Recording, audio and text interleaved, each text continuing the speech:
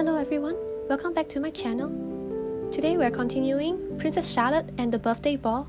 This is part 2 and I'm starting from chapter 3. Please enjoy the video. And now let's begin. Chapter 3. We absolutely tore down the stairs, even the elegant Sophia. Surprised heads popped up from doors as we dashed past, but we took no notice.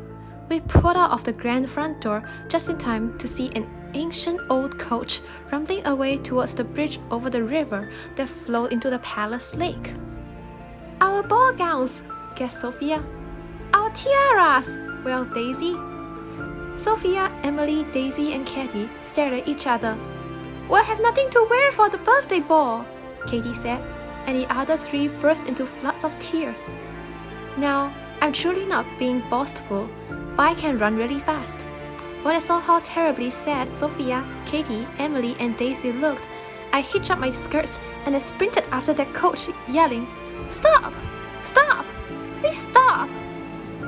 I caught up with it just as it turned onto the bridge, and I could see the coachman had finally heard me because he turned round to look. "Come back!" I shrieked. I know it wasn't a princessy thing to do, but I had to make him stop. At once, he pulled hard on the reins. The coach swung wildly, and it was only then I saw the luggage cart lumbering up from the other side. The crash was terrible. The coach swayed, the cart tipped, and every single trunk and case fell into the river with a humongous splash. I stood and stared. I was so shocked I could hardly breathe. Alice, Katie, Emily, Daisy, and Sophia suddenly appeared beside me, and they stared too. Only bubbles showed where our trunks had landed in the water. And then an icy cold voice spoke from behind us. "Princess Charlotte, please come to my study at once.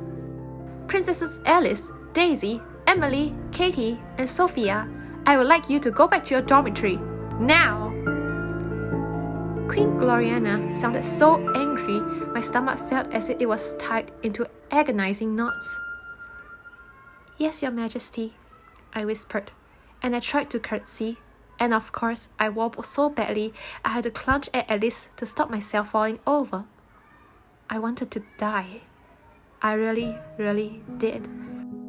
Especially when Queen Gloriana gave me a totally, utterly despising look, turned on her heel, and swept away towards the palace.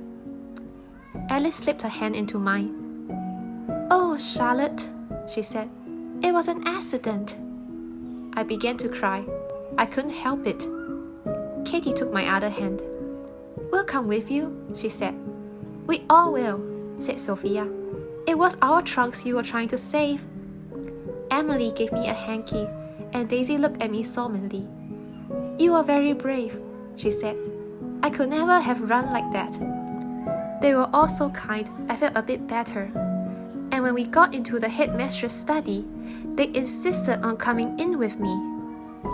I mumbled my way through a massive apology, and then Sophia explained about the coach going off and me trying to stop it. And somehow, she made it sound as if I'd almost been a hero.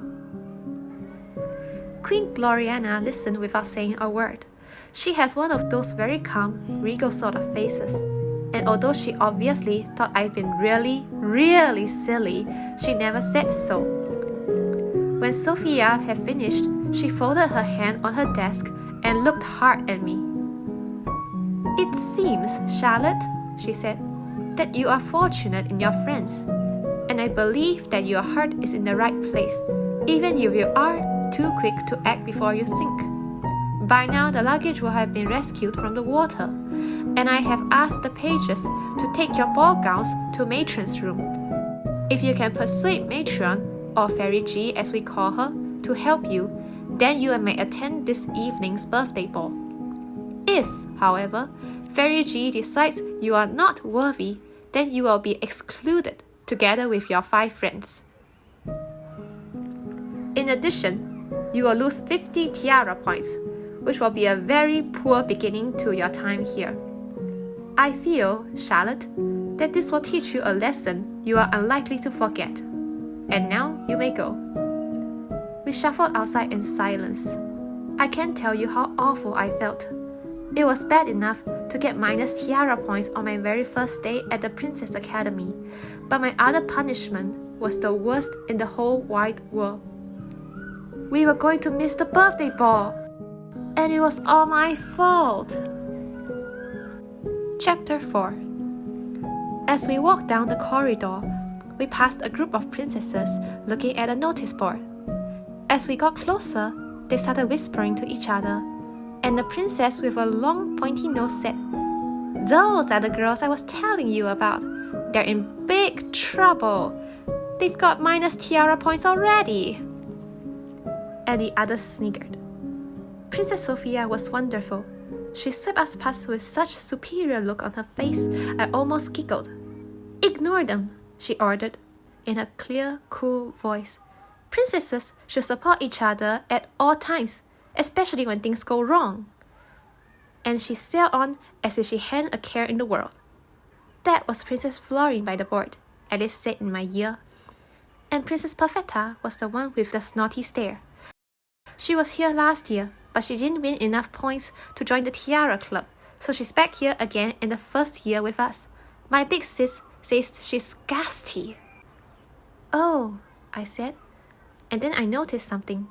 Emily and Daisy were both blowing their noses really, really hard, and I instantly knew they were trying not to cry. I made up my mind. I had to convince Fairy G that my new friends must go to the birthday ball, even if I didn't. Maybe, and my stomach felt so wobbly at the thought, she could give me even more minus Tiara points instead.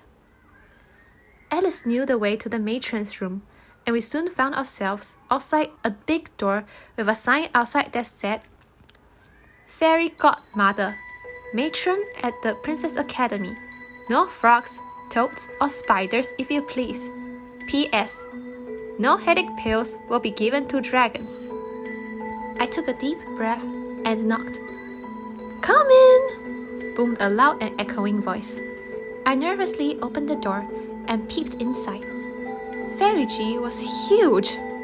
She had an enormous big red face and sticking out hair, and she was dressed in a whole collection of shawls and scarves and floaty draped things.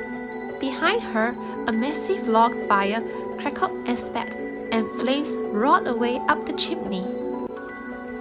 All around the room were shelves and shelves of bottles and pots and jugs, and strange-looking bunches of what might have been herbs. The biggest tabby cat I'd ever seen was curled up on the back of a giant armchair. It was all very weird and a little bit scary. And then I saw our ball gowns. They were hung over a long rail, and you've never seen anything so terrible. They were covered in weeds and mud and were dripping all over the carpet. The laces were torn and the fur were bedraggled, and there was a long loop of dull yellowing stars draped over a leaf of torn and tattered petticoats. Sophia let out a little cry. The others gasped. Worst of all, Alice let go of my hand and clutched at Katie's arm. "My beautiful dress!" she moaned. "Oh, look at it!" "So," Fairy G bellowed, and she was looking straight at me, "you are the one who caused all this mess and muddle. What have you got to say for yourself?" I swallowed hard. "It was so my fault," I whispered. "I just didn't think. I ran after the coach, and the driver crashed because he was looking back at me." And that was the exact moment when a huge spark flew out of the fire. It landed on the thick, woolly carpet, and the brightest red and yellow flame shot up in the air.